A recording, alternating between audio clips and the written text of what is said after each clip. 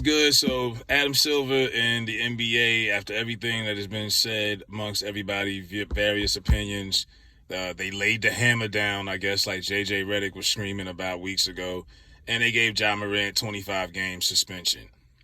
Honestly, I don't think 25 games. Some people think it's a little too much. It's a quarter of the season. It's a long season. I don't know if that's enough, honestly. You know what I mean? Like, they gave him, 2 weeks prior to this? He did it again. I think it's a slap on the wrist. I don't think 25 games is enough. That's just me, because I think that's just going to give him the season starts in October, so let's just say he starts his season in January.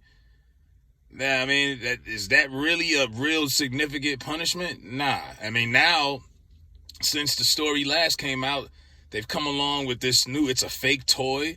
It's a fake gun. It's a toy gun.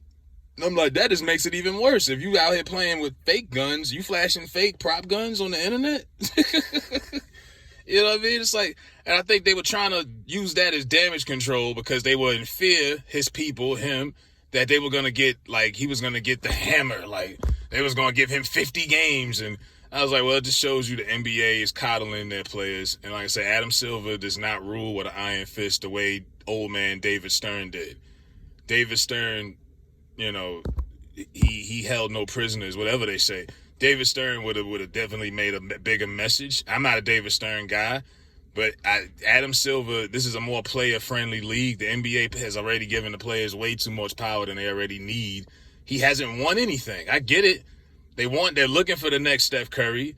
They're looking for the next LeBron, and like I've said it before, this issue that they have, these European players, these international players have taken over. The last 5 MVPs, in no order, Giannis, Jokic, Embiid, and Giannis again. Like, you can't make this up. So they're being dominated by another, international players are coming over here dominating. And don't get me wrong, the Denver Nuggets, they had a good finals, but that's not a gravitating, is Jokic, as good as he is not as influential in the United States as a big man as, let's say, Shaq was back in the day. Shaq to this day is more of a cultural icon and more culturally influential than Jokic will ever be. As great as a player as he is, people here can't relate to some Siberian guy who has cows on his farm. That's just how it is. And they want more American-bred players. They want Jason Tatum to win a ring. They would love Jimmy Butler to have won that ring. They would have loved to have Ja. But unlike Steph Curry, who's won multiple championships, and all these other players, you have not done that. But they fear the league is slipping a little bit. These international guys have kind of taken too much of the spotlight, and they really are holding on. So they gave them 25 games. They know they need more American faces of the league, especially with, like I said, Curry and LeBron and them getting older and starting to break down. So they weren't going to give Ja Morant too much of a suspension to begin with. But this is the slap on the wrist.